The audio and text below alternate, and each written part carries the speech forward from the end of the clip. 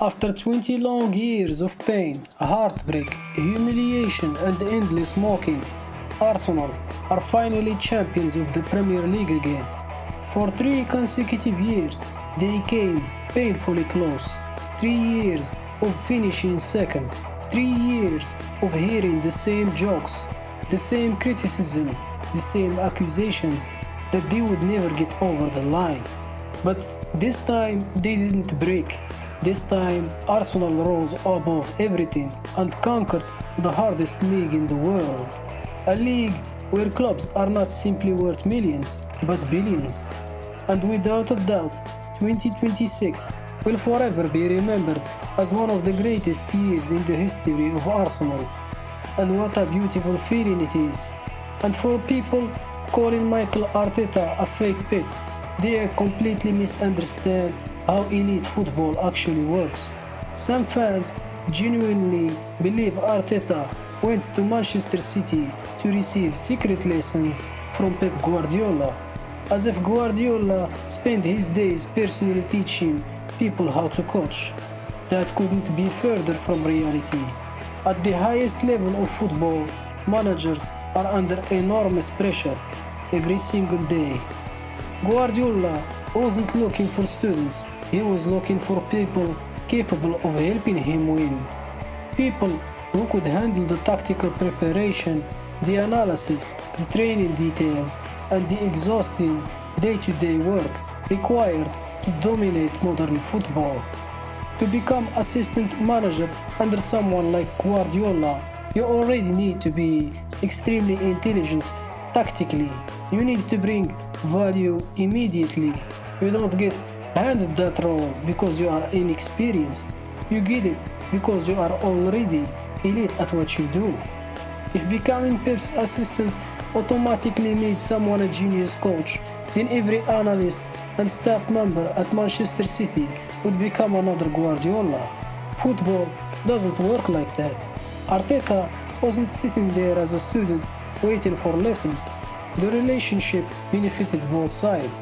Manchester City gained an obsessive, hard-working, tactically gifted assistant coach who understood modern football at the highest level. And Arteta gained experience working inside one of the most demanding football environments in the world. That same hunger and intelligence can also be seen in coaches like Enzo Maresca.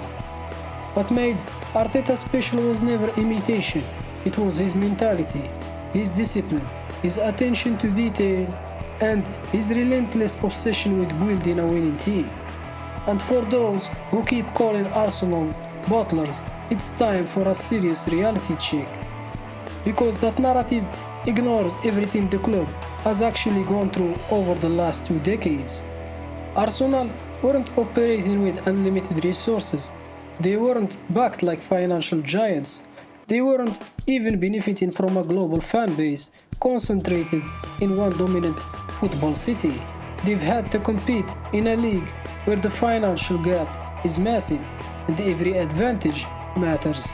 And yet, despite all of that, they consistently stayed at the top of English football. Look at the spending context in recent seasons. So across multiple seasons, this wasn't the case of Arsenal simply buying dominance or being carried by financial superiority. The reality is much more nuanced. Under Mikel Arteta, the club was often outperforming its spending level relative to league position, expectations, and pressure. In other words, they were consistently competing above what many would consider their financial weight class. That's not the profile of a team that collapses under pressure. That's the profile of a team being built step by step with structure, identity, and long-term vision, while operating in one of the most competitive environments in world football. Most teams collapse after heartbreaking title races. Most squads lose belief after repeated failure, but not Arsenal. Every painful season made them stronger. Every setback sharpened their mentality.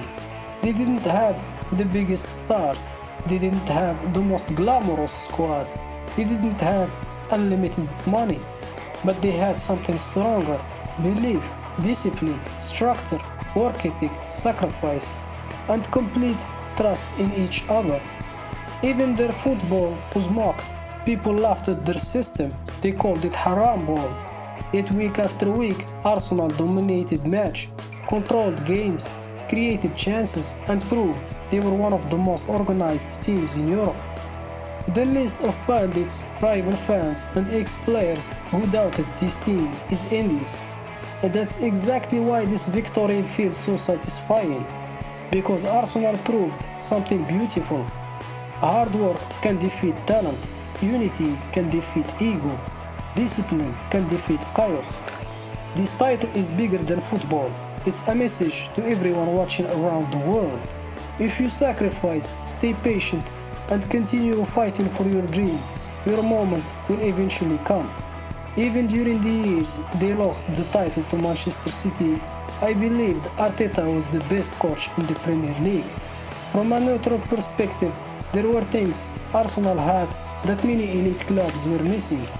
No dressing room drama, no selfishness, no players blaming teammates, no excuses.